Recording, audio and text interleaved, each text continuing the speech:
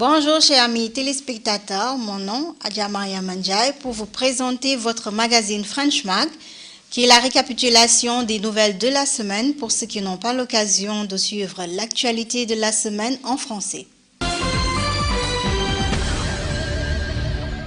Les organisateurs de la Conférence nationale des jeunes de l'année 2014, NAICONF, se sont réunis à leur siège. Les détails, c'est dans ces images.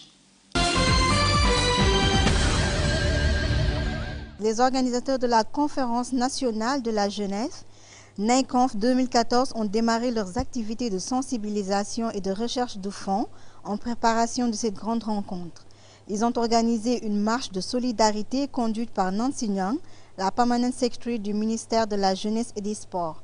Un tel événement nécessitera près de 5 millions de dalasi et pour boucler le budget, les organisateurs ont eu l'idée de parcourir tous les départements ministériels et de se rendre dans des institutions privées avec l'emblème de l'événement afin de solliciter des dons.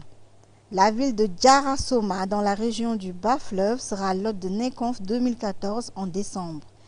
Cette conférence, dont le thème est Entrepreneuriat de la jeunesse et développement du sport, ne manquera pas de discuter de la contribution de la jeunesse dans la croisade pour l'autosuffisance en riz à l'horizon 2016.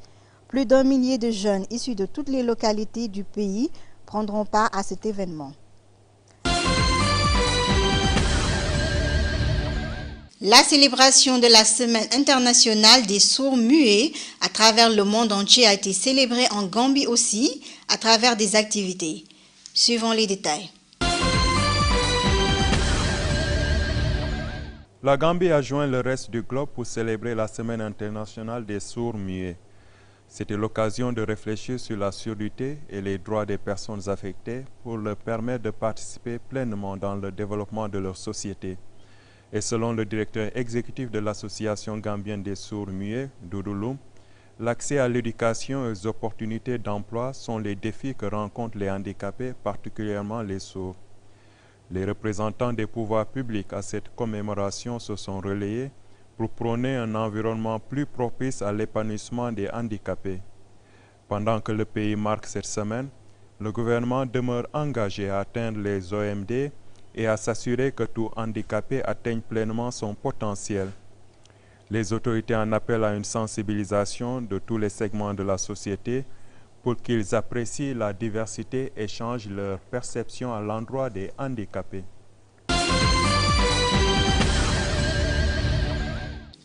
Lors de cette journée de formation et de donation des prisonniers de Maeltou, un des agents sur place a donné son avis.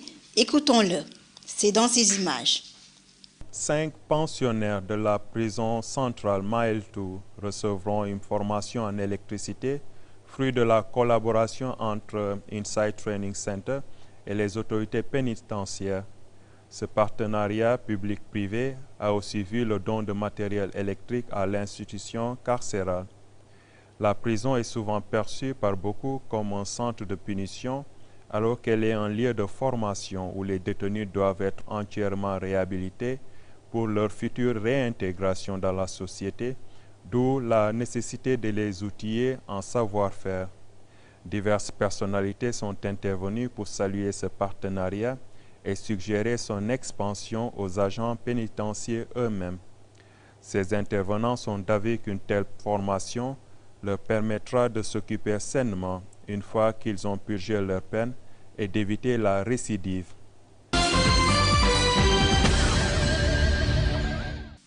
Vous suivez votre magazine French Mag, voici le reste de l'actualité nationale.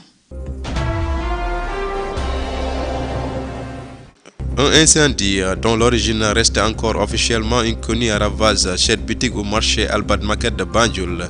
Certes, cet incendie n'a pas fait de victimes ou blessés, mais des marchandises d'une valeur de plusieurs dizaines de milliards de dalasi ont été importées dans le FAM. Momodou Korkasso, un commerçant, dit avoir perdu presque toute la marchandise qu'il avait déchargée d'un conteneur la veille, mais il s'en remet à Dieu.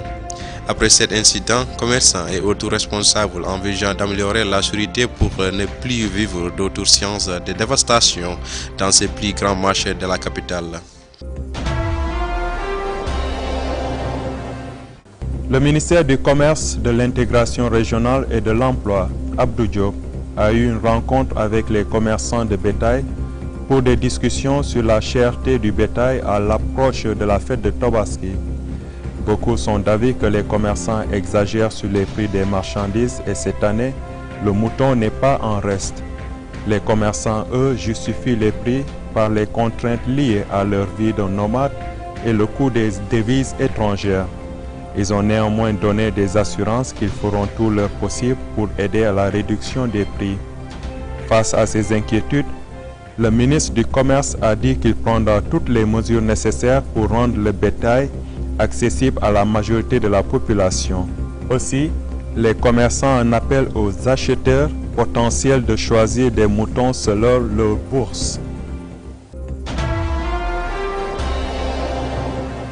Le ministre de la Pêche, Mars Aksigay, a réuni ses partenaires pour discuter de l'avenir de ce secteur. La dernière retraite conviée par le ministère de la Pêche remonte d'il y a 4 ans. La pêche est un secteur qui occupe 5% du PIB et emploie des milliers de Gambiens et de non-Gambiens. Selon les autorités, cette rencontre de 2 jours sert de plateforme d'interaction entre divers acteurs de ce secteur pour évoquer les défis tels que la pêche illégale, la rareté du poisson, l'aquaculture et de dégager des perspectives. Les participants produiront un plan d'action pour accompagner le ministère de la Pêche dans la mise en œuvre de ces programmes et pour accroître la productivité dans ce secteur. Au nom du système des Nations Unies, la représentante résidente de la FAO, Perpetua Katepa Kalala, a félicité le ministère de la Pêche pour les efforts menés en conviant les acteurs pour discuter des voies et moyens de booster ce secteur. La compagnie Hedji, en collaboration avec le Conseil national du tourisme, GTB et d'autres partenariats, ont organisé une session de nettoyage des plages de la zone touristique, une matière de commémorer la journée internationale de nettoyage des zones côtières, célèbre chaque année la 3e semaine du mois de septembre. Cette initiative a vu la participation des forces de sécurité, des groupes de jeunes, des municipalités, des élèves et des étudiants. Et pour le ministère du Tourisme et de la Culture, Benjamin Robot, l'importance d'une telle activité n'est plus à démonter, particulièrement à la veille du démarrage de la saison touristique. Le bureau gambien de la Commission des Nations Unies pour les réfugiés, HCR, a organisé cette semaine un séminaire de formation de formateurs destiné aux instructeurs des écoles de formation des forces armées et de police du pays. Cette formation de renforcement des capacités en matière de protection internationale des réfugiés est facilitée par le bureau du HCR à Dakar.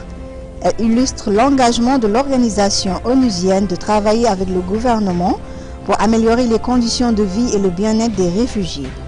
En dépit des progrès enregistrés en Gambie, beaucoup de défis sont à relever, d'où la nécessité d'équiper les formateurs avec les connaissances requises, à charge pour eux de les transmettre aux recrues.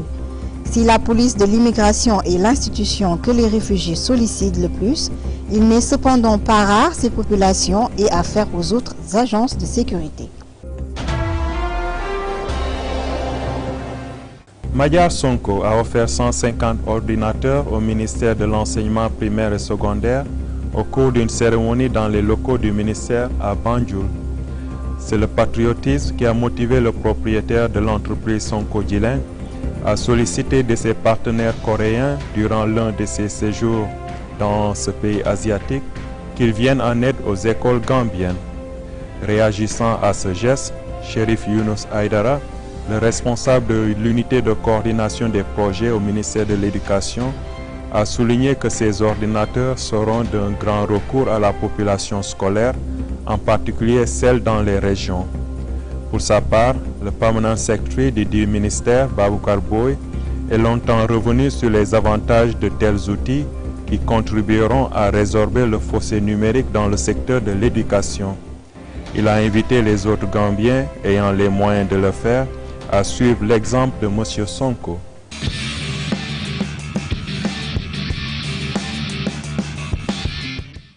Votre résumé de l'actualité sportive, comme nous le faisons chaque semaine avec votre reporter Ansou Jack.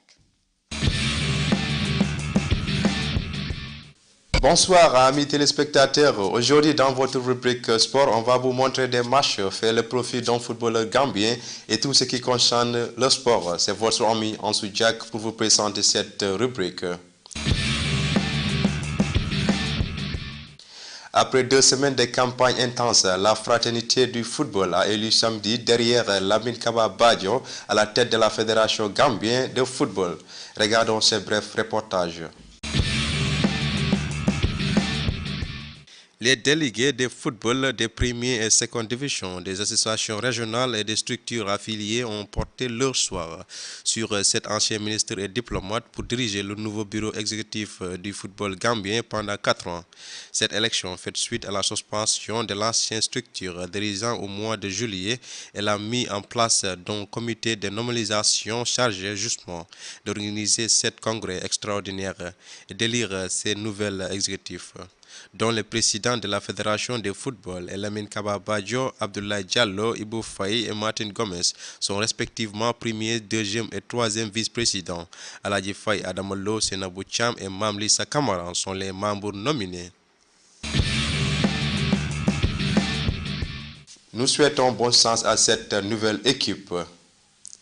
Lamine Kaba Badjo, le président de la Fédération gambienne de football, a exprimé son engagement à aider au développement du football de Bakau en termes de renforcement des infrastructures, des capacités des techniciens, entraîneurs, arbitres, entre autres. Suivons les reportages. Moussé Bayo s'exprimait vendredi derrière, quelques heures avant d'être élu comme le nouveau patron du football gambien dans une interview exclusive avec Observer Sport en match des phases éliminatoires de la Coupe de la ville au mini-stadium de Bakau. Bayo, qui a également fait don d'une somme non divulguée au comité de Bakau, a indiqué que Bakau est une ville très importante dans le football gambien, dans la mesure où c'est à cet endroit qu'a commencé le football nawetan. Selon lui, la ville côtière est l'une des 12 zones de football qui ont eu et continuent à produire les meilleurs joueurs à la fois pour les équipes régionales et nationales. C'était tout pour cette rubrique sport sur votre magazine en français. Ce fut un plaisir de vous le présenter. Je vous donne rendez-vous la semaine prochaine pour d'autres informations sportives. Merci beaucoup.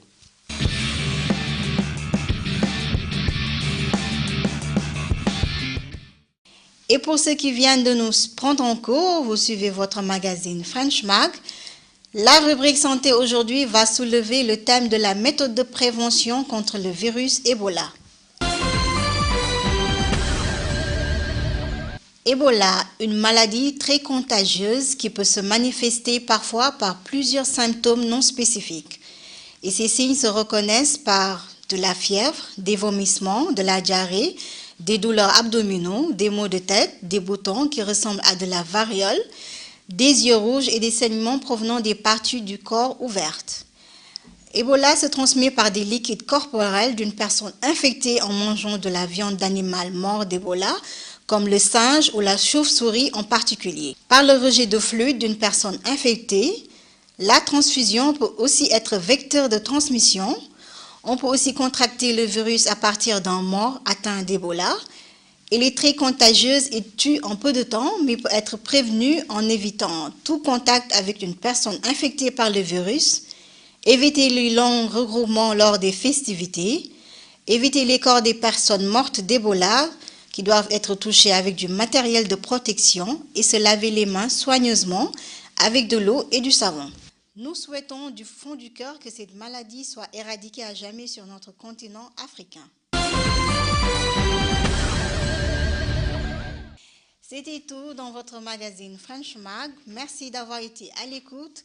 Rendez-vous la semaine prochaine pour une autre résumé de l'actualité sur votre chaîne de télévision nationale GRTS. Au revoir.